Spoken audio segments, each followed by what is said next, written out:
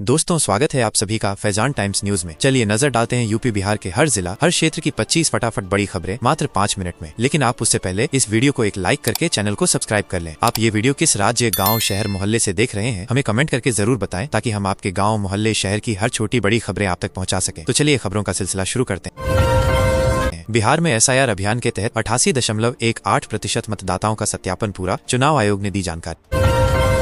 BJP ने booth स्तर पर वोटर लिस्ट अपडेट के लिए विशेष अभियान शुरू किया, कार्यकर्ता सक्रिय। तेजस्वी यादव ने आरोप लगाया, SIR प्रक्रिया वोटर हटाने का तरीका है, आयोग पर भरोसा नहीं। चुनाव आयोग की टीम को BLO से फॉर्म वितरण में लापरवाही की शिकायत मिली, एक BLO निलंबित। पटना में RJD कार्यकर्ताओं ने SIR फॉर्म जलाकर विरोध जताया, आयोग पर पक्षपात का आरोप। ECI की नई मतदाता सूची में कई असली वोटर गायब, शिकायतों का अंबार।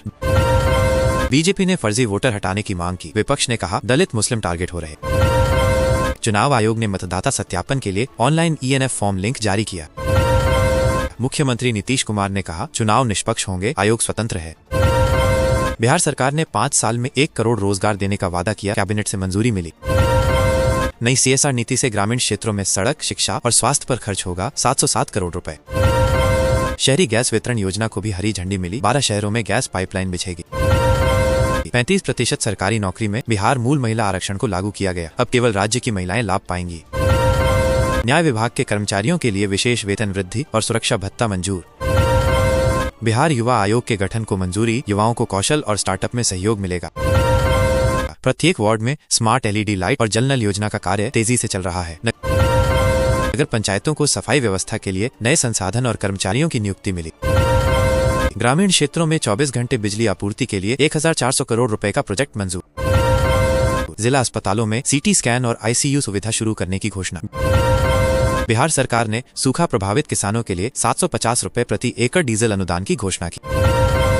हल्दी और ओल की खेती करने वाले किसानों को 1.4 लाख रुपए प्रति एकड़ अनुदान मिलेगा। कृषि विभाग ने घोषणा की 3 सिंचाई पर राज्य सरकार डीजल खर्च वहन करेगी। जिलों में फसल बीमा योजना के पंजीकरण की अंतिम तारीख 31 जुलाई तय हुई। गन्ना किसानों के लिए नई ईख सेवा नियमावली 2025 लागू की गई। सिंचाई हेतु 500 सौर पंप किसानों को अनुदान पर दिए जाएंगे। किसानों के लिए मोबाइल वैन से मृदा परीक्षण की नई सुविधा शुरू। कृषि मेले में उन्नत बीज व उपकरण पर 40% सब्सिडी देने की घोषणा। इंटेलिजेंस ब्यूरो IB में ACIO ग्रेड 2 के 3717 पदों पर भर्ती शुरू, सैलरी 44,900 रुपए से 1.42 लाख रुपए। बिहार पंचायती राज विभाग में तकनीकी सहायक और लेखा सहायक के 900 जोड़ पदों पर नियुक्ति। पुलिस विभाग में दारोगा और सिपाही के कुल 5000 पदों पर भर्ती की अधिसूचना जारी। राजस्व विभाग में क्लर्क और कानूनगो की भर्ती प्रक्रिया अगले महीने शुरू होगी। यूपी सरकार ने बच्चों के माता पिता के खातों में 1200 रुपए भेजने का आदेश दिया, जिससे शिक्षा सामग्री खरीदी जा सके। बुंदेलखंड और सोनभद्र में छात्रों को स्कूल आने के लिए 6000 रुपए सालाना यात्रा भत्ता मिलेगा। राज्य के 17 शहरों में पर्यावरण रेटिंग के लिए ग्रीन स्टार स्कीम शुरू की गई। 14 जुलाई को KGMU में 941 करोड़ रुपए की योजनाओं का शिलान्यास हुआ।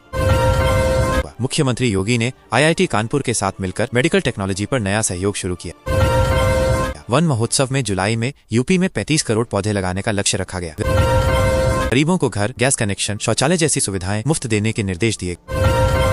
यूपी सरकार ने शिक्षा में सुधार हेतु स्मार्ट क्लास और डिजिटल कंटेंट को बढ़ावा दिया। एक जनपद एक उत्पाद योजना के तहत हर जिले के विशेष उत्पाद को बढ़ावा मिलेगा। सामूहिक विवाह योजना में दूल्हा दुल्हन की बायोमेट्रिक उपस्थिति अब अनिवार्य कर दी गई। सरकार ने ग्रामीण इलाकों के 2 करोड़ युवाओं को स्मार्टफोन और टैबलेट देने की प्रक्रिया तेज की। महिला सुरक्षा हेतु एंटी रोमियो स्क्वाड की गश्त को और मजबूत किया गया। शहरों में खुले में शौच को रोकने के लिए सुलभ शौचालय बनाए जा रहे हैं। राशन कार्ड धारकों को मुफ्त गेहूं चावल वितरण की योजना फिर से शुरू की गई। दिव्यांगों को सरकारी कार्यालयों में विशेष सहूलियत और प्राथमिकता देने का निर्देश। शिक्षकों को अब हस्ताक्षर से उपस्थिति दर्ज कराने की सुविधा दी गई। ग्रामीण क्षेत्रों में 24 घंटे बिजली आपूर्ति के लिए विशेष योजना बनाई गई। महिला स्वयं सहायता समूहों को ब्याज मुक्त ऋण देने का निर्णय लिया गया। वृद्धावस्था पेंशन के नए लाभार्थियों को 2 माह की अग्रिम राशि सीधे बैंक में दी गई। यूपी SSSC ने ग्रुप C नौकरियों के लिए पेट अनिवार्य कर दिया है, बिना पेट कोई नौकरी नहीं मिलेगी।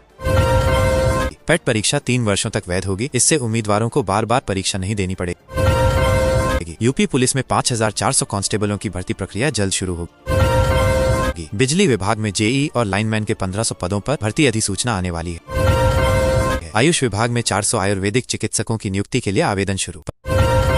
पंचायती राज विभाग में लेखाकार और कंप्यूटर ऑपरेटर के पद जल्द भरने का आदेश। बेसिक शिक्षा विभाग में 1700 विशेष शिक्षक भर्ती के लिए प्रक्रिया अंतिम चरण में। अधीनस्थ सेवा आयोग जल्द ग्राम विकास अधिकारी पदों की नई भर्ती निकालेगा। राज्य परिवहन निगम में ड्राइवर और कंडक्टर पदों पर भर्ती के लिए पेट आवश्यक होगी। डाटा एंट्री ऑपरेटर और क्लर्क पदों के लिए कंप्यूटर दक्षता परीक्षा अगस्त में होगी।